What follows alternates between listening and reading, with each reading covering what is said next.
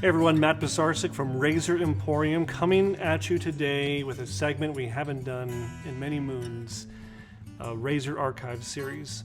And we've waited because the razor in question today is something so shrouded in mystery and history that we wanted to make sure we got it right, or at least tried to get as close to right as possible. And that razor is none other than the Gillette Regent Tech.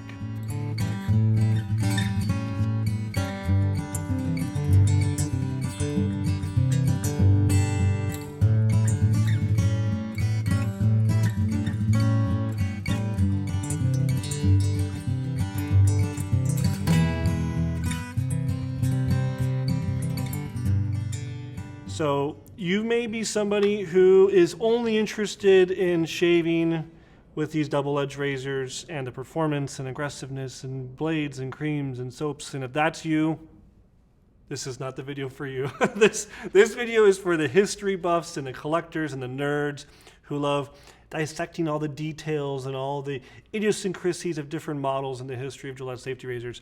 So if that is you, keep on watching. Just wanted to give that caveat because we're not going to be talking at all today about shaving anything. It's all about the history of this razor. So a lot of people know the history and some of the kind of big classics and the big popular razors in the Aristocrat umbrella. And we've covered it on many different videos.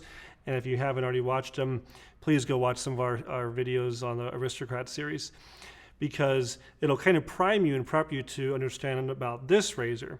So the Regent Tech, first off, the biggest part of the history and the mystery on this is, when was it even made? That's one of the biggest debates. So usually in the archive series, the first thing we tell you is when it was made. That's part of the mystery. Previously, to some new information, previously we thought that the Gillette Regent Tech was sometime made in 1940, 1941, before World War II really started ramping up, and before the Gillette factory was shut down and retooled to not make razors, but to make carburetor components for fighter planes for the U.S. Army. And that may be partially correct, but there's some clues that we've come across, and some information that we've actually been provided by some of the people out there that point to an actual sales release, an actual promotion, more in late June, July 1944, but really in 1945 all over the place. So it's really a post-war razor. In fact, we have never before seen an advertisement from St. Louis, Missouri, September of 1945, showing the Regent Tech being advertised as new for sale for the price of $3.79. And then $3.79 would be like equivalent of like $53 or so today in 2022. At the time, you could buy a house for $3,500. Humphrey Bogart was doing a movie, Have and Have Not. In June of 1944, the U.S. troops were invading Normandy, D-Day. So that's kind of the time frame of when this razor is coming out. That's when it's being promoted, at least.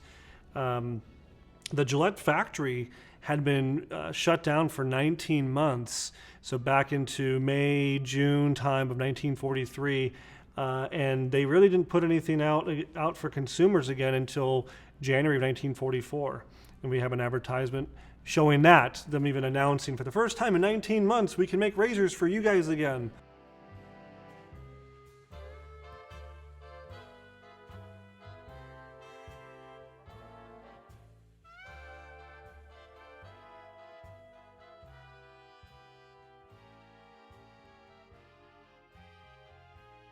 So back to 1940, 1941, what was out on the market? So Gillette had the Milord razors out, the Milady razors out, they had Tech razors out. They also did have an Aristocrat out, and it was branded as Aristocrat. It was not branded as Regent. And the 1941 razor has something that this razor does not, and that is it had patent information on the inside of the blade tray, and this does not. But kind of part of this mystery is why was that? Well, I always tell people a lot of the Gillette razor heads are the same heads. They just change the handle and they put it in a different case. And it's kind of like, look at Edwin Jagger today, right? You know, some of these different Edwin Jagger D89s with the same razor head, different handle. Well, Gillette had the Milord and the Milady and even the Ranger Tech razor out, all in 1940, 1941. They didn't have any patent information on the inside, but they actually had the patent on the handle. Well, at the same time, they had a fully knurled handle for the 41 Aristocrat that was out, and the handle looks a lot like this. Some of the characteristics are going to be the knurling in the middle, the smooth band above, the smooth band below. It's going to have that same no end caps on the side. It's going to have the non-notch center bar because the dispensers hadn't been made yet. But this curiosity of not having the patent information in here is a mismatch. That's kind of the missing component. A lot of people find 1941 Aristocrats and they'll say, I found a Regent Tech, the Holy Grail, I've got it. And you have to go down the list. Does it have the smooth bands? Does it have the no end caps? Does it have the non-notch center bar? But lastly, does it also not say the patent information inside the blade tray? You know, the patent numbers on package. So if you get all four of those to line up, then you'll have the Regent Tech. You know, some of the flaws of this design with no end caps was that this starts to separate a little bit over time, or if it gets dropped, and then you had issues with it not butterflying open. Maybe this is open a little bit. Now it's going to get jammed as you try to open this side. And so that's why they ended up putting end caps on after the war, 1946 and such. You'll see end caps starting to pop out. But back to the kind of the mystery of what this razor is and when is it from. The fact that it was being promoted as new in 1944 and 1945 means that it wasn't made in 1941, but it may in fact have the head from a 1941 Ranger Tech with the handle of a 1941 Aristocrat. So they put the head of one razor and the handle of another. They put it together, and that explains why there's no patent number information in here. Because that razor, the Ranger and the Milord, they all have their information down here. It said patent numbers down here. But the Aristocrats couldn't do that because this is fully knurled, so they had to put it somewhere else. So they had to start putting it on the guard. So it's kind of an interesting combination of parts here. But in my opinion, being right around the wartime, you know, I'm not surprised. Gillette hadn't been making razors for 19 months. I would imagine the very first thing they want to do once Uncle Sam said, okay, you can stop making carburetor parts, is they want to put anything else. They want to put things out that can start selling, because remember, this is all a loss leader to sell blades. And if you hadn't been making this for a while, I'm sure the Uncle Sam's revenue coming in was nice, but I'm sure they wanted to get back to their bread and butter. And it wouldn't surprise me, because we know lots of other points in history when Gillette slapped parts together and sold razors that they took the head of a Ranger Tech or a Milord, the handle of the Aristocrat, put it together. But they didn't maybe have access to the nice steel being used for the Aristocrat cases at that time, and even the Ranger Tech was in a steel case with a Tolex kind of leatherette cover. So what did they do? They came out with one of the most weird-looking Gillette cases ever, which is a wooden display case with leather. Well, what is it missing? Even this is vinyl inside. It doesn't have the velveteen. What are the two components missing here? Steel and velvet, or cotton, or the polyester.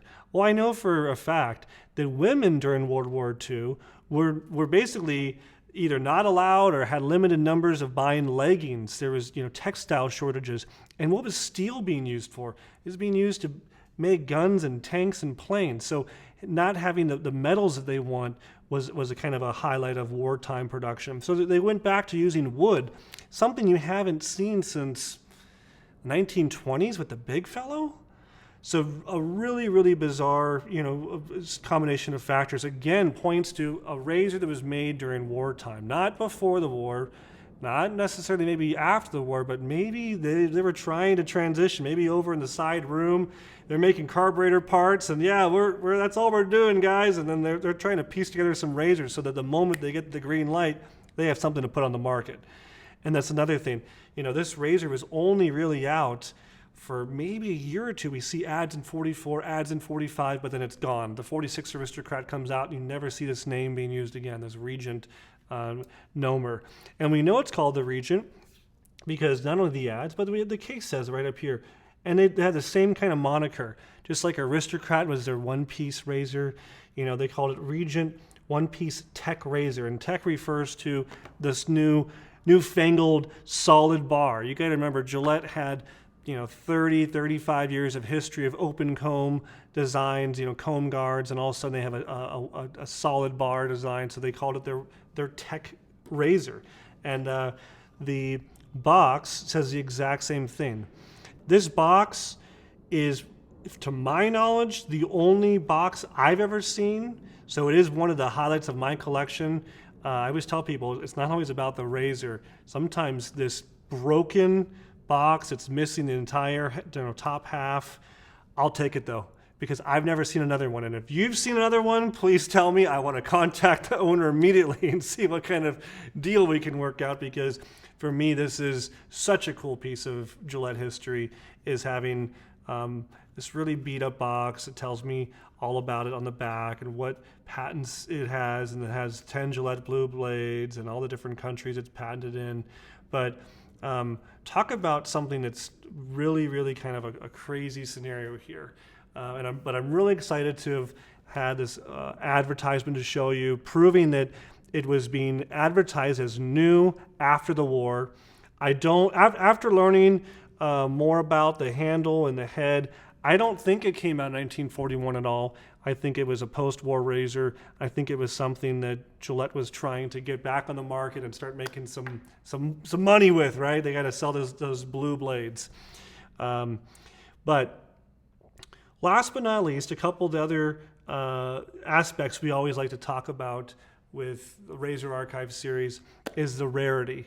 And we used to say that, one is that you could find it anytime you go out to the thrift store, antique store, you'll find one of these. And 5, it belongs in a museum. Well, I'm going to put this at a solid 5, especially with all the components here. Finding the razor alone, maybe 4, 4.5. The box, 4.5, 5. The whole set, 5 with big flashing, dots and exclamation marks around it, or 5.5, even 5 plus.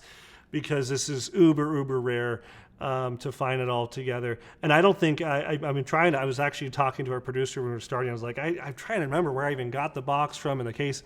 I'm pretty sure that I didn't find this all together. I think I cobbled together after, over years of, okay, this is the best Regent I ever found with the original gold plating.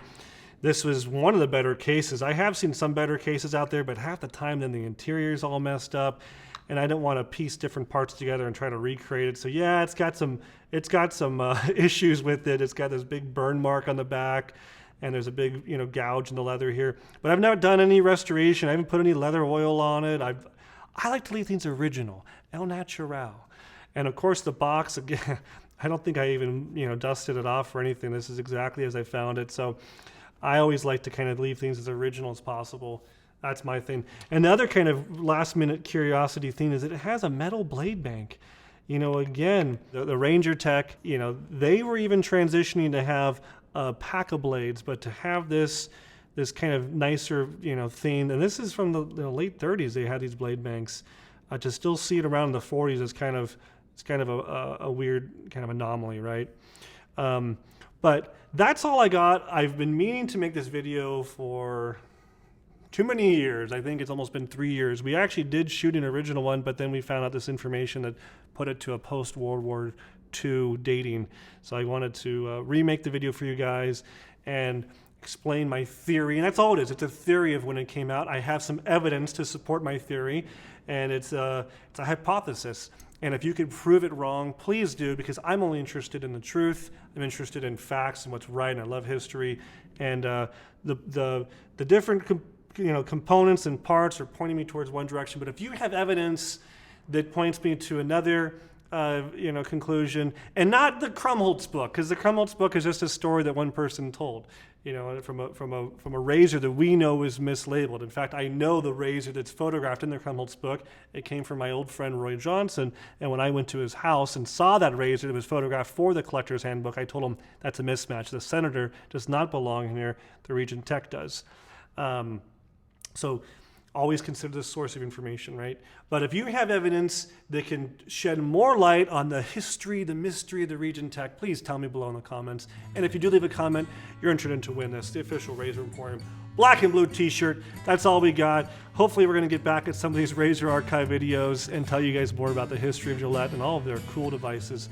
Thanks so much for watching today. We'll see you next time at Razor Emporium for all things vintage shaving.